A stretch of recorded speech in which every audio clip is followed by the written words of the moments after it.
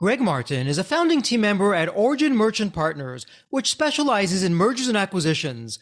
Prior to his current role, Greg successfully ventured into the hospitality industry, where he founded a multifaceted business encompassing a restaurant, catering services, and a food e-commerce platform, eventually leading to a strategic exit. In addition to his professional accomplishments, Greg is the host of the Lifetime at Work podcast. Greg delves into people's dynamic career journeys through this platform by shedding light on their challenges, triumphs, and the intrinsic fulfillment derived from their professional paths. His podcast offers invaluable insights into the diverse experiences and lessons learned in the realm of work and career development. And before we start the episode, a quick word from our sponsor, Deep Wealth and the Deep Wealth Mastery Program. Here's Sanjay, a graduate of Deep Wealth Mastery, and he says, the investment I made in the Deep Wealth Mastery Program, it's a rounding error compared to the value created today and the future value I'll receive. Or how about William, who says, and I love this, a company that's attractive to sell is also a great one to own. The Deep Wealth Mastery Program gives me the best of both worlds. Now, speaking of growth and adding value, check out what Leon says. He says that the Deep Wealth Mastery Program changed how and who we hire. We've now begun to hire talent today that we never would have hired if it weren't for the program. The talent we're hiring today is helping both increase our growth and profits and our future enterprise value. Man, I love that kind of feedback because it's that kind of feedback that's what gets me out of bed every day. Deep Wealth Mastery System, it's the only system based on a 9-figure deal. That was my deal. And as you know, I said no to a 7-figure offer, created a system that we now call Deep Wealth Mastery. And that's what helped myself and my business partners welcome from a different buyer, a different offer, a 9-figure deal.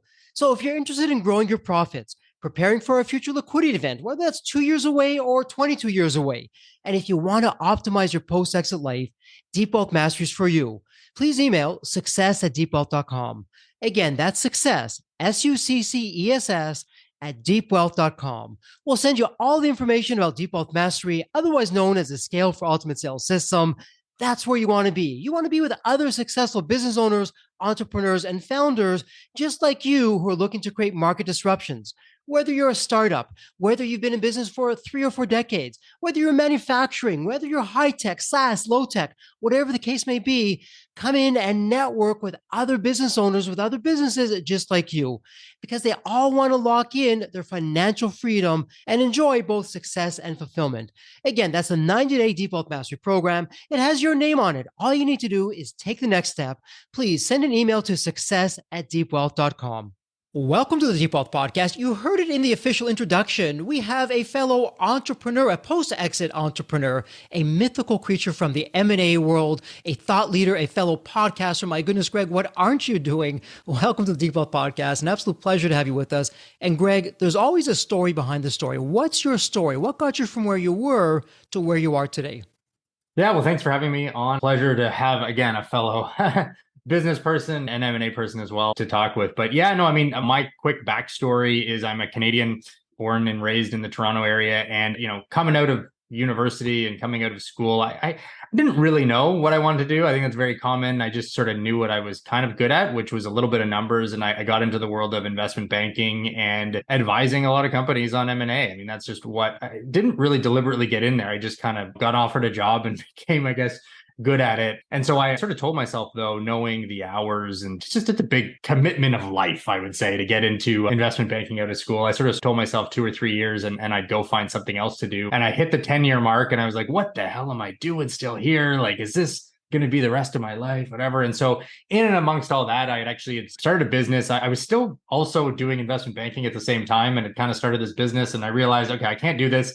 I need to go. And so I quit and focused full time on my own business. And today I am actually back into the world of investment banking and M&A advisor, and we can get into the story. But through all that, also started a podcast because it's kind of hard sometimes to know what you want to do and what career and the art of careers has in store for you. And I think that's what I like to talk about as well on the side. Well, sounds like they both intertwine your journey, the podcast, what you're doing now in M&A. But let me ask you, from the M&A side, you're now sitting on the opposite side of the table and you're buying, you're selling, you're really in the mix of it.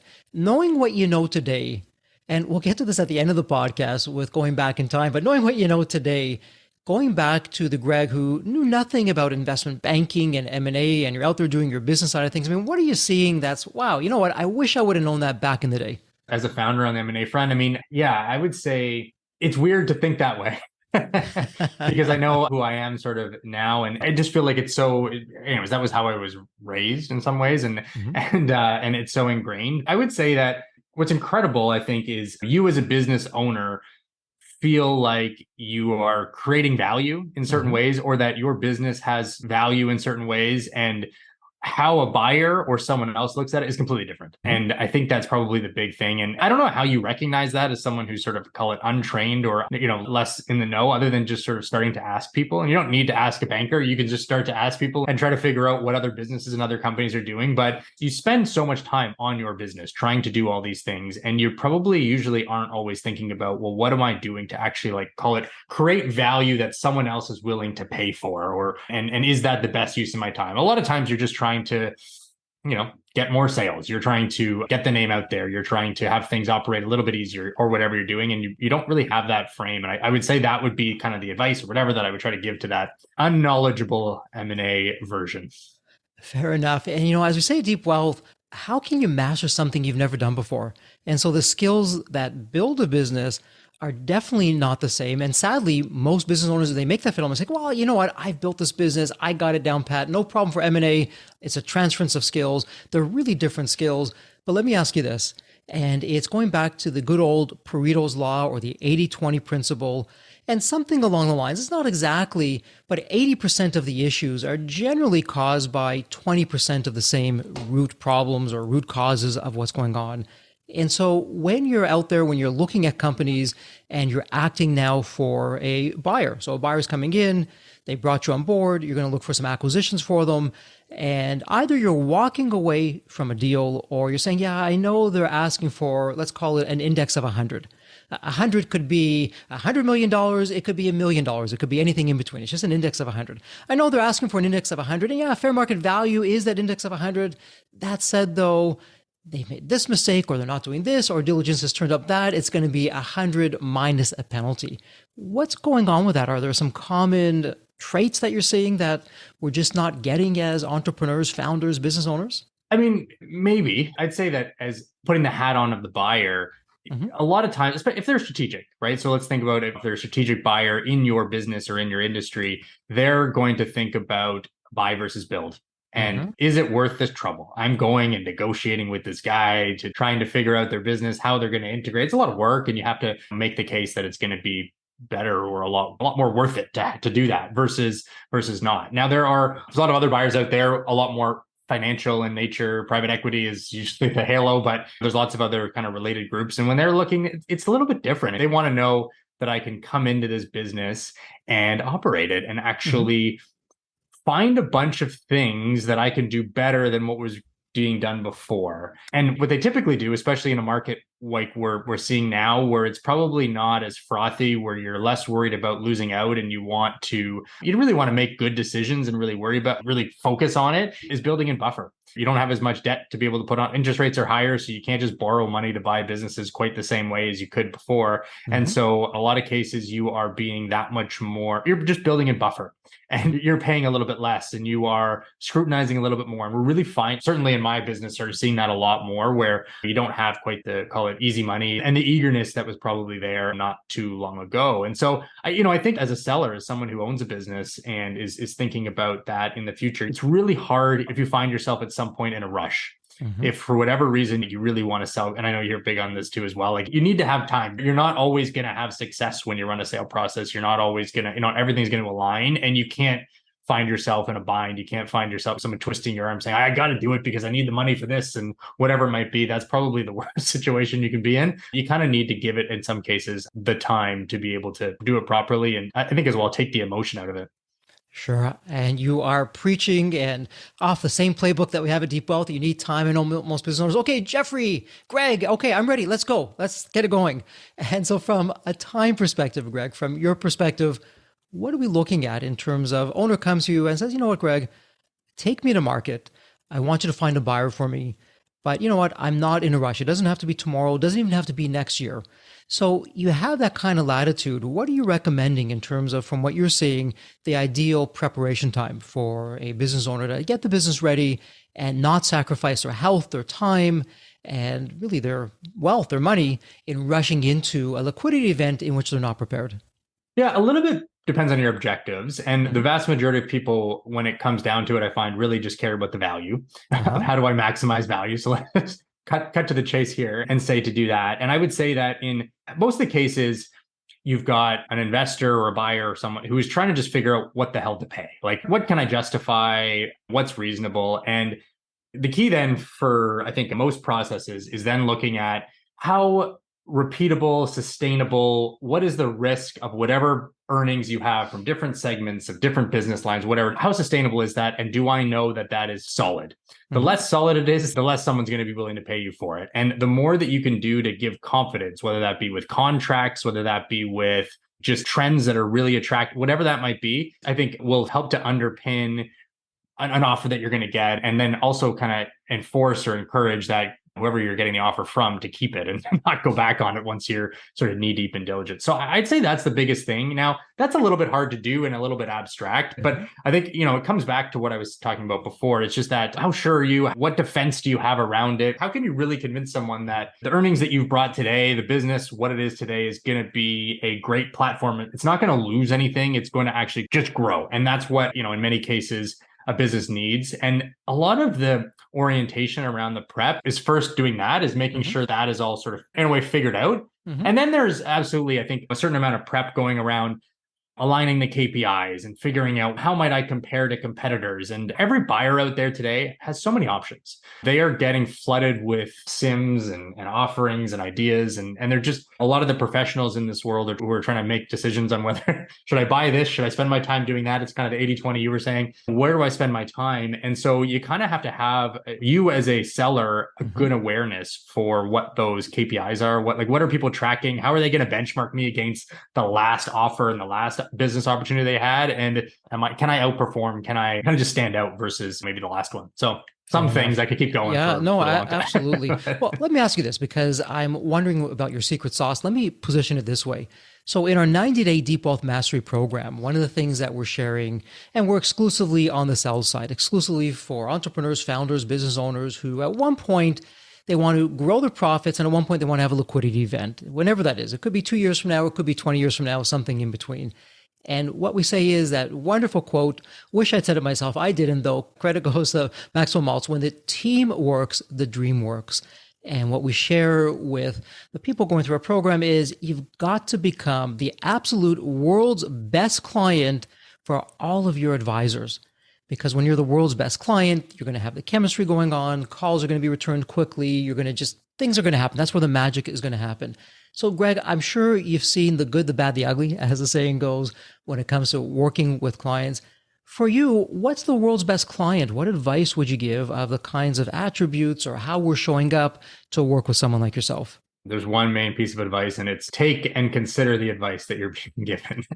And it's fine. You can extrapolate this, I think, towards even dating. Mm-hmm. So it's incredible. We get so emotional about our businesses as we do about the men and women in our lives who we are romantically involved with.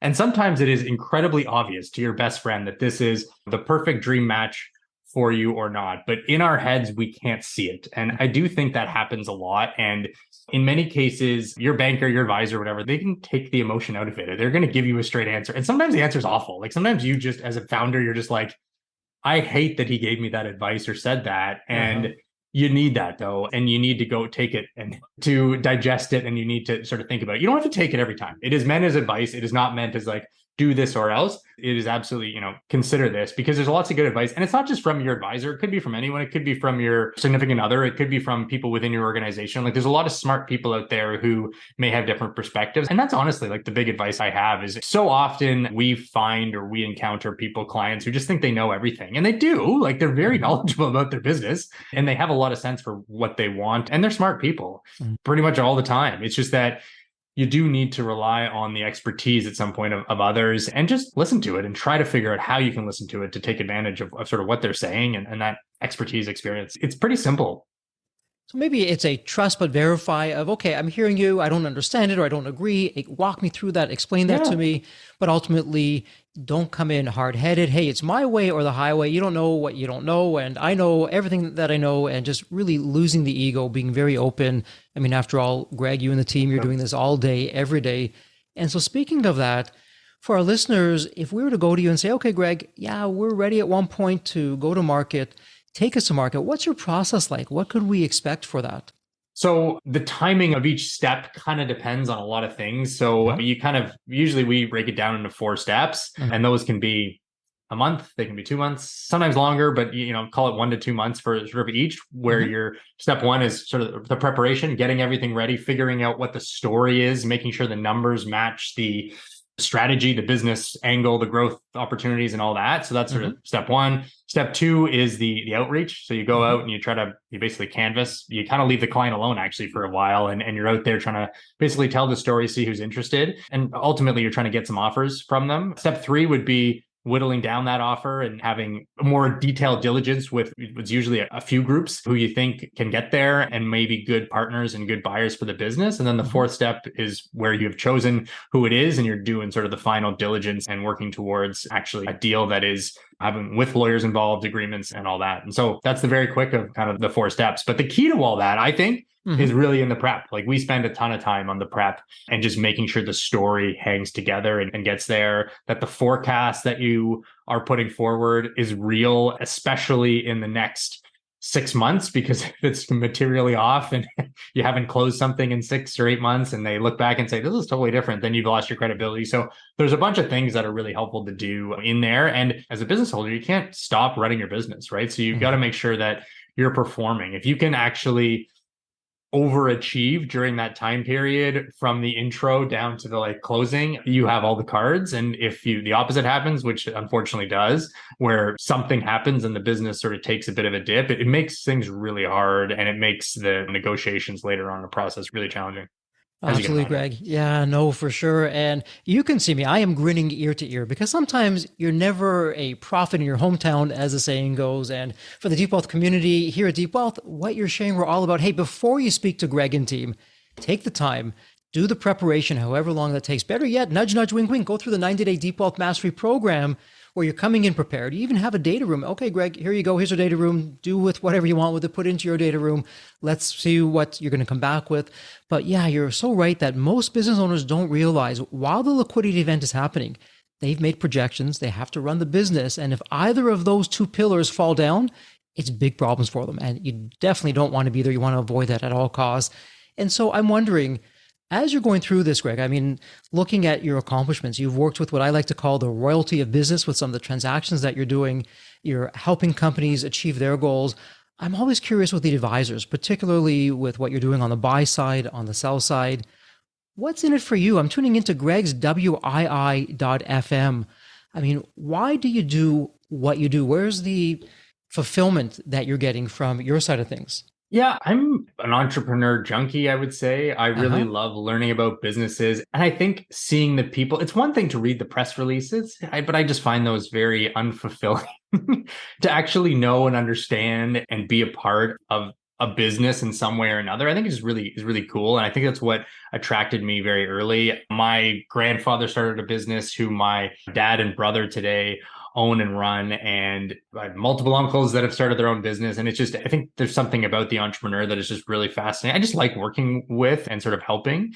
And I think the other thing that in terms of fulfillment is being good at something. I didn't know, or embarking on this, I didn't know that I would be probably good at it, but when you can do something and you can have a good result, like it does make the difference. You do really enjoy it. You can imagine someone trying to become a professional basketball player and just never getting picked or not getting drafted or not whatever. It's very defeating. And when you can find success and when you can do good things, I think it is motivating. I think that's where the fulfillment sort of comes from is successful instances. Sometimes the result isn't as what you even thought it was, but where you did kind of everything that you possibly could, and that, it wasn't your abilities, or it was really factors beyond your control, whatever it might be. And you were as intelligent as you possibly could be around this. I think, I got satisfaction in that. And so I think just as you spend more time in this business and industry, you kind of you just build on it. And so that's kind of think how you keep it going and keep the fulfillment happening. I'd be remiss if I didn't talk about artificial intelligence, AI.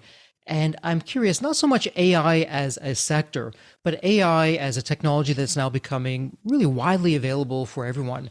In your world, Greg, in terms of doing the deals, of how you and the team are analyzing deals, how buyers and sellers are possibly using AI, and just AI in general in terms of deal flow, how's that coming along? What do you see? How's it been, and where do you see it going? So I'd say to date, it's mostly been helpful for data related stuff. You just sometimes end Mm-hmm. up with a lot of data. You've got to either sift through, you've got to organize and summarize in a way that people can understand. And so that's probably the big advancement that has sort of happened and the biggest benefit. There's other benefits, I would say, but they're not as large. I would say it's more of been the, organizing of information, sifting through sometimes, and automating emails and that. There's been a little bit there, but I don't know that it's so large or has been so large yet that it has had material impact on the industry per se, or at least there are some of the bigger investment banks out there who are really trying to put a lot of effort into it and spend a lot of money to develop. And I still think that's where we are. We're still in the fairly like early stages of that development and trying to figure it out. There was a guy who I remember reading about, and I feel like it was in Asia somewhere, who had sold a business and started a business that would effectively sell your business mostly using AI. I don't know how.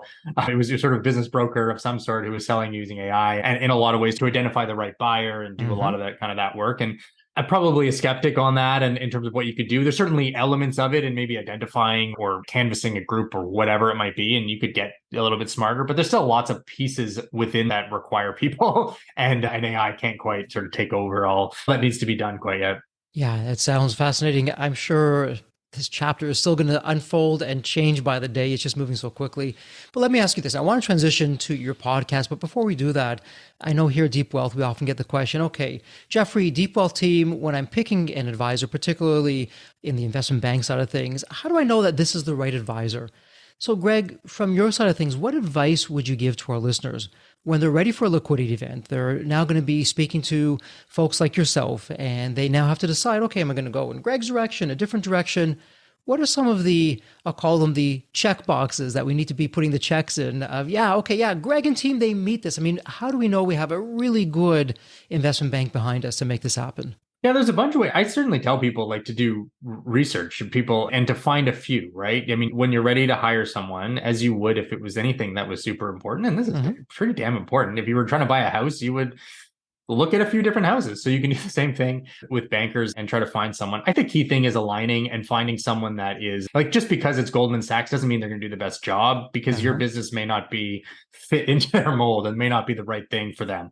I think finding an individual and a person you really click with is important, because you really do have to trust them in a lot of instances along the way. And you don't want to have sort of that regret around that type of person. So you can start early, you can start to get to know them early, you can kind of interview well before you're even thinking about it. But I think just building up that trust, I think, is important. And so sometimes one meeting's not enough. You got to, meeting them in person is super helpful. I think asking for referrals also super helpful, especially if it may not be someone that has successfully sold a business, but just someone that you already trust, that Mm-hmm. maybe you have in common with it in your network or something, is also really valuable in just trying to understand who that person is. And if, again, what you can do and trust them. I mean, I think we pride ourselves at Origin. We're pretty picky. We don't sort Mm-hmm. of take on any clients. We actually do a lot of research in advance, because we really want a good outcome, and we want to sort of be honest with our clients in advance and not just take anything on. If someone else is a better fit, then so be it. That may totally be the case, because again, we want a good result. And part of the reason for that is because we kind of don't stop. We just kind of keep going, even if we can't find the right buyer and here, and it's not, we just kind of keep going and don't stop. And so doing that research up front is important, but don't take my word for it. I mean, you really have to sort of do the research and find out if you feel like someone can kind of do it. So Yeah, some key things in there, and absolutely what most entrepreneurs don't realize in the world of M&A, the currency is trust. Without trust, nothing's going to happen. Both from the advisor side, also whether it's on the buy side, the sell side, trust is everything. But let me ask you, Greg, you mentioned at Origin, you look for the best fit because you want to make sure it's going to be successful. And what works for Origin isn't going to work at another investment bank house. But what is that at Origin? What's that recipe that you're looking for? So if you're choosing, okay, we're very fortunate. We have a number of opportunities. They're all happening at the same time. We can't do them all. We're going to pick this one over that one. Why are you picking this one? over what you didn't see or what you did see in the other opportunity that you're saying no to? It's so specific to each company. And it really Mhm. comes down to like, are you in an industry and do you have the dynamics that are going to be attractive to a buyer right now?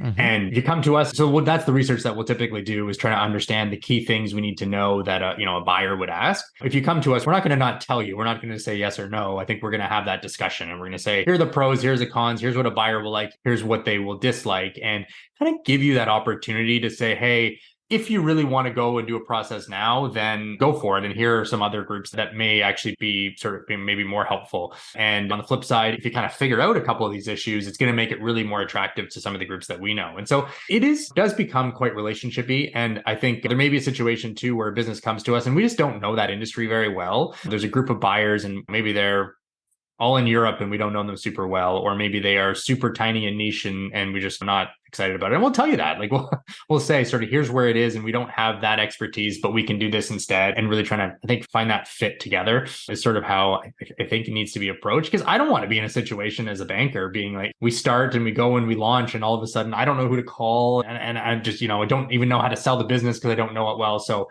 I think that honesty up front's important. Absolutely. And the takeaway that I'm getting from this, and for our listeners, really, you want a banker who doesn't say yes to everyone. They're not trying to be everything to everybody. They know what they do, they know what they do well, and Right. they also know what they don't do well. That's really where you want to be. You want to have that honesty. And hey, you know what? You're a terrific company. You're just not a fit for us. And hey, Yeah. speak to these other people. Perhaps that's where it's at. So, from this crazy and wacky world of M&A, Greg, to you're doing this Lifetime at Work podcast. So it's not like you're busy enough on the M&A side. You decided to go into this crazy world of podcasting, and your tagline is a podcast sharing career advice from leaders in the business world. So, Greg, what's the story behind the story on the podcast? Because it's really a big part of what you do. How'd you get into that? Yeah, it was sort of me in my call it mid 30s trying to figure out if investment banking was the right thing. And I think just not, I wouldn't say struggling, but having a lot of questions myself and having a lot of these types of discussions with people of my age around, these kind of things like, what am I getting out of my job? Am I enjoying it? Should I go do this? Should I go do that? I think a lot of us at a certain point, and it can, sometimes in your 20s, sometimes in your 40s, you start to have these questions around, am I doing the right thing? Do I need to change? And so I think that's really why I started it. I found that as I've gotten older, I've been asking and answering a lot of questions to younger people. I get so many more people asking for, career advice and help. And so it's a bit of a way of giving back, but also I think trying to be that advice, that resource that I wish sort of I probably had. And what's unique, I think, about the world of work right now, there's so many jobs out there. Like there are a lot of different jobs is what I mean. You can do so many different things in so many different ways. 100 years ago, it felt like so simple. You'd kind of go work at the local factory or there was only so many. And we just have a plethora. You can work anywhere you can do. So I think exploring that and also trying to figure out, hey, what am I trying to achieve? What am I trying to get out of my job is kind of key. I get frustrated when people on a Monday are really upset and down on having to start the work week. And I'm like, I'm pretty excited, like honestly. And on Fridays, I'm not sad, but I'm, it's not like this is the best day ever because I don't have to work for 2 days. It's very much I think you can get a lot of fulfillment out of work and your job and love for it. And I want to have others find the same. So You took the words right out of what I was thinking, fulfillment. Because as I often say, all the success, all the accolades, all these zeros in the bank, if you don't have fulfillment, all that success really means nothing. Success without fulfillment is failure. So when you're speaking to these different leaders and you're hearing what's going on, what's working, what's not working, again, are there some general trends that you're able to share with us? How can someone get fulfillment, whether they're going to be an employee in a company, whether they're looking to start their own company? What would you share based on what you've spoken about or what you've seen or heard? yeah, a lot of my experience comes, a little bit from myself, but also Yeah. then sort of seeing that in others and interviewing them. I would say that a lot of it is in our head, Hmm. unfortunately, which is not a great response sometimes, or you don't know what to do with that. But sometimes it's our approach to it, right? And Okay. whether how we're thinking about it. If we're just overly negative, then yes, we will not like it and we'll sort of be that way. And I think you have to have a bit of an optimistic spin around things and find sort of your place and what you want out of things. I'd say there's probably two, though, kind of avenues in terms of that fulfillment. I think one is as people, we're always trying to, I feel anyways, we're trying to go somewhere. We're trying to Hmm. improve something. We're trying to advance and get better and move up and get promoted. And there's a lot of things that we can do within an organization and we need those things, right? So we need to be moving forward. And it's not every day forward, but it's just a general forward. Mm-hmm. And I think we need that. And so sometimes you'll reach a point, a lot of times it's kind of 2 years into a job or so, where you then realize, oh, you know what, I was learning so much and now I'm not. And Mm-hmm. so you kind of need to reevaluate and say, okay, do I need a different position? Do I need to get promoted? Do I need to set some different goals? Do I need to work it? Or do I need to get a new job? And I think doing that and having that very deliberate thinking is pretty important. So that's the one. I think just kind of moving forward is really important. And I'd say the other one is people. So often, I don't think we value the people around us and in our job and our coworkers and even our bosses and our subordinates and whoever. A lot of like what we as humans need is that connection. It's, building a relationship with people, and Mm-hmm. it is that makes our work and our day good. And so finding people you like to work with, that you enjoy going to be a part of an organization with them every day is really important. And I feel like a lot of times we don't necessarily consider that when we're making decisions about our job, but it is. I just think it's incredibly valuable and super important. Terrific insights there, and couldn't agree more. And again, you can tell me if I'm on base, off base. I mean, what I'm hearing you say is, okay, for starters, Jeffrey, it's mindset. And it's that old expression, is the glass half full or half empty? Well, it's all perspective. And so if I'm hearing you right, hey, you know what? Change your mindset. Maybe what seems like a terrible, absolute worst possible thing today, a little bit of mindset change down the road is actually the best thing that happened. You just don't know that yet. So be easy on yourself, have a little bit of a better mindset. And to the people that are around us, if the pandemic showed us anything, we had people quitting their jobs because of a lousy commute and a terrible boss. Enough of it. Don't want that. Life's too short for that. And so, Greg, you're so right with that. Whether we're starting a company and we're hiring people, whether we're going to work for a company, who are the people that we're going to be surrounding ourselves with, Greg, is spot on with that. Do you get along with them? Are they energy vampires? Are they sucking your drive, all your energy, making you miserable? Or are they inspiring you and taking you to the next level?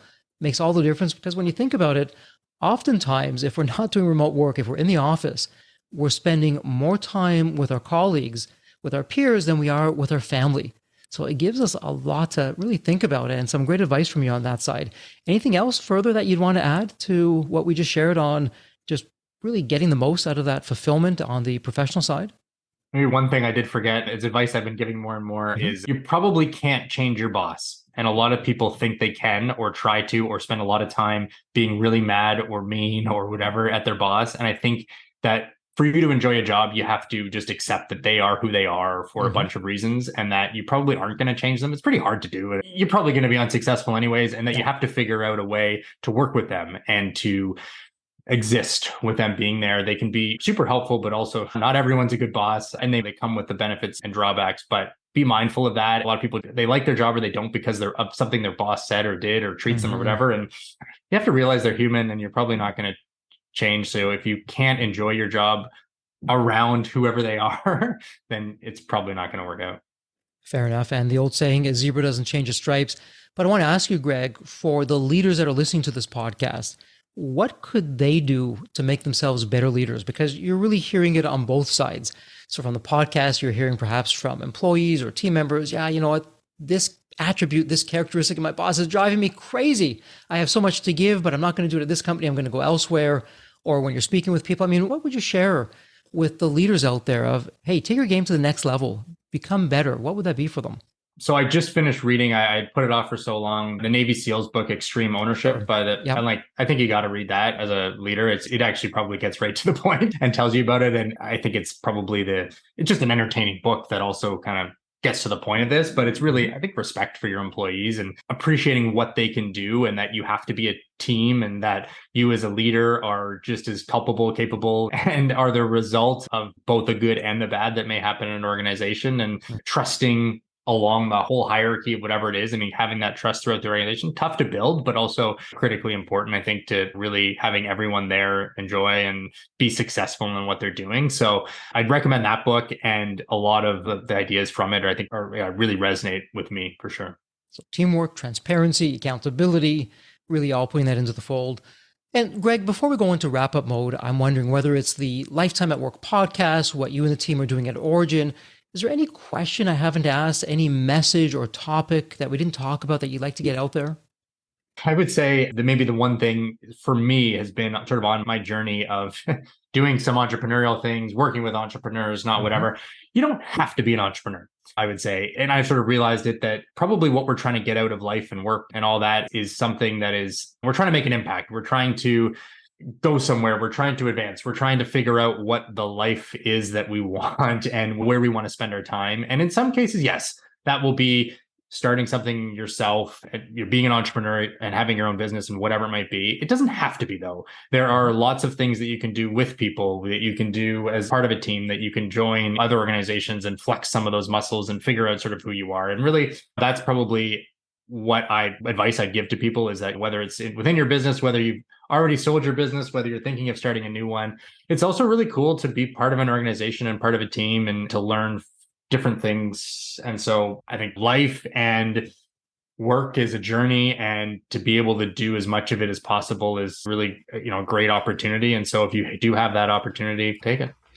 Yeah, so true. And particularly today with social media, we get all these images. Oh, you got to be this, you got to be that. It was Oscar Wilde. I hope I get this right.